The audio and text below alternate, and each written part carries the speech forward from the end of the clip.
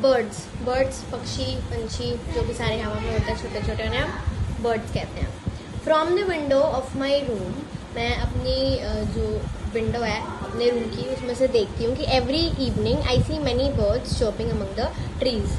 मैं अपनी खिड़की में से देखती हूँ कि बहुत सारी बर्ड्स जो है वहाँ पर बाहर चॉपिंग कर रही है, जो मतलब बर्ड्स की आवाज़ होती है वो चॉप करती हैं ट्रीज पे।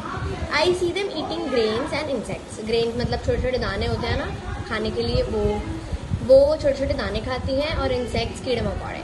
I enjoy seeing them play with each other. मेरे को बहुत अच्छा लगता है जब मैं उन्हें एक दूसरे के साथ खेलते हुए देखती हूँ। I wanted to know about them. मैं चाहती हूँ कि मैं उनके बारे में जानूँ। So I got a book on birds from the library and learn many things about them.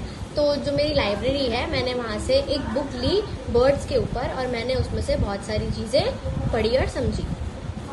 Birds are some of the most beautiful and colourful animals we see around us. जो बर्ड्स हैं वो पूरी दुनिया में सबसे ज़्यादा beautiful, सुंदर और ज़्यादा कलरफुल एनिमल्स हैं जो हम देखते हैं। They have 2 legs with claws which they use to perch on branches.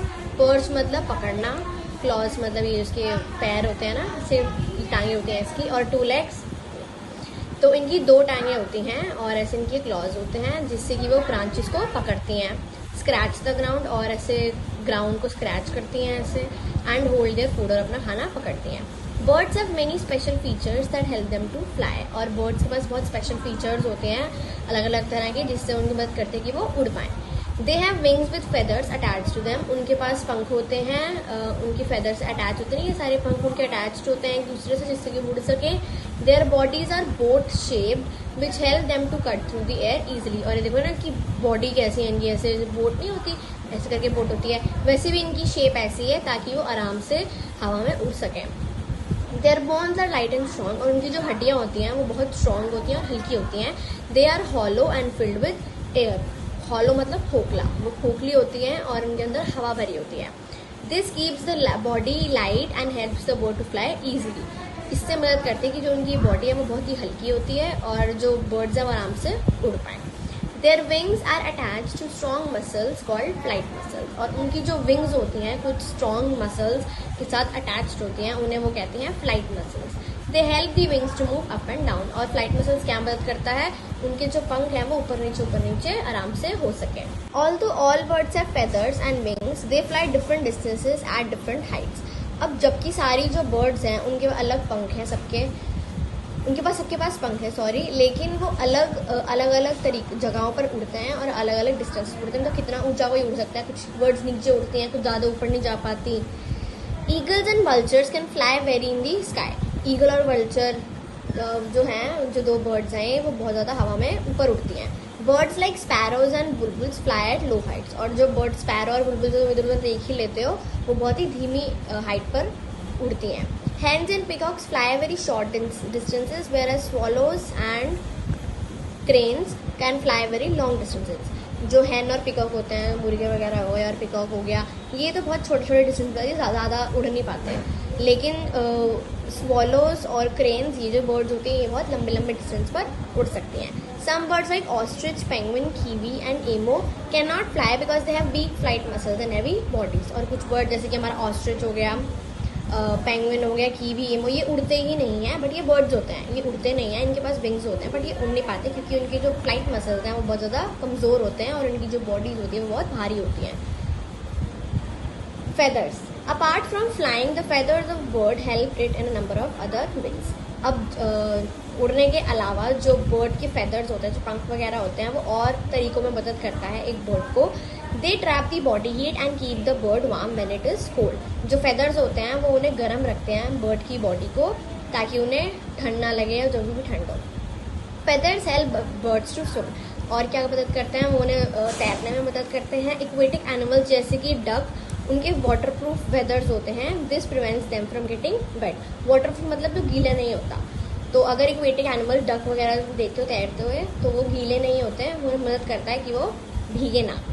The colour of the feathers helps the bird to hide from their enemies. और जो कलर होते हैं, उनके पंखों के जो कलर होते हैं, वो मदद करता है बर्ड्स को कि वो अपने जो दुश्मन वगैरह उनसे छुप सके। हाइड मतलब छुपना।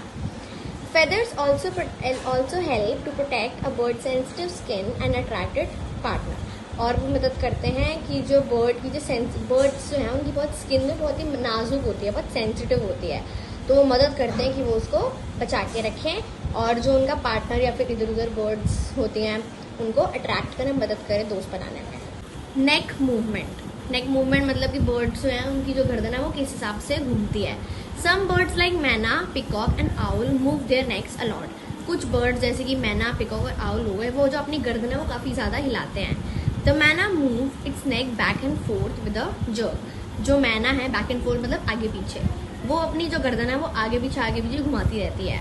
The peacock also move it's neck back and fourth while walking. और जो पिकॉक है, देखा होगा तुमने पिकॉक, वो भी इधर उधर घूमते रहते हैं, तो वो भी जो अपनी गर्दन है वो ऐसे आगे पीछे घुमाते रहते हैं जब वो चल रहे होते हैं। The owl can rotate its neck backwards to a very large extent. और जो आउल है वो पूरी अपनी गर्दन पीछे तक घुमा सकता है, काफ़ी हद तक वो घुमा सकता है।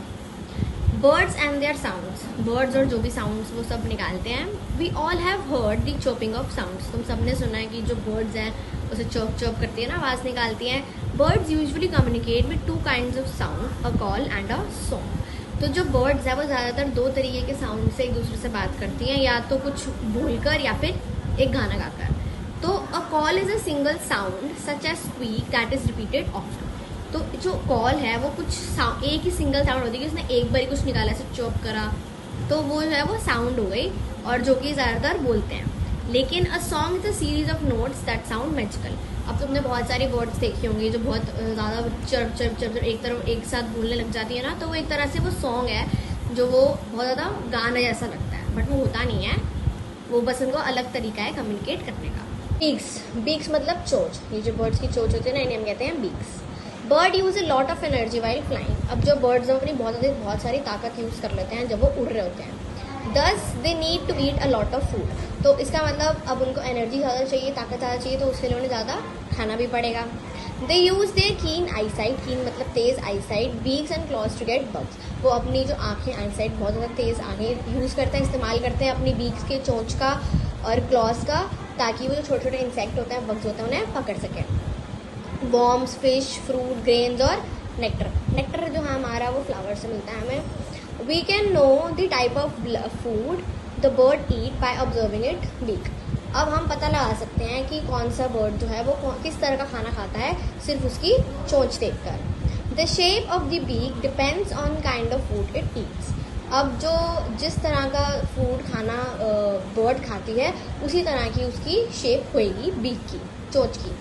अब जैसे कि bird like sparrow and pigeon that have to crack open their food have short hard and pointed beaks. अब जैसे कि हमारी बर्ड है स्पैरो और जो पिजन, तो तुमने देखी हो रखी होगी इधर उधर, उनको क्या करना होता है, उनको अपना फूड खोलना होता है बिल्कुल तोड़ के। तो उनकी जो बीक होती है, जो चोंच होती है, वो बहुत छोटी होती है, हार्ड होती है, टाइट होती है और नुकीली पॉइंटेड होती है। Birds like hummingbird and sunbirds have long and curved beaks. This helps them to drink nectar from the flowers. Nectar हमें फ्लावर्स से मिलता है, ठीक है।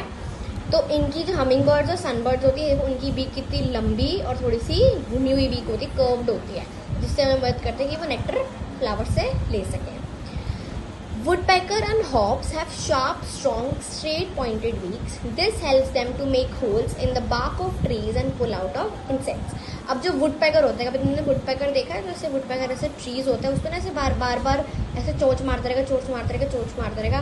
तो उसके लिए इनकी जो बीक होती है वो बहुत ज़्यादा तेज़ नुकीली होती है, बहुत स्ट्रांग होती है, बिल्कुल सीधी होती है और नुकीली पॉइंटेड भी होती है, जिसका जो मदद करते हैं ये ट्रीज के इसमें छेद कर देते हैं और उसके अंदर से जो इंसेक्ट्स, कीड़े मकोड़े होते हैं, वो निकाल लेते हैं और वो खाते हैं। The parrot has a strong and hooked beak to crack seeds, nuts and fruits.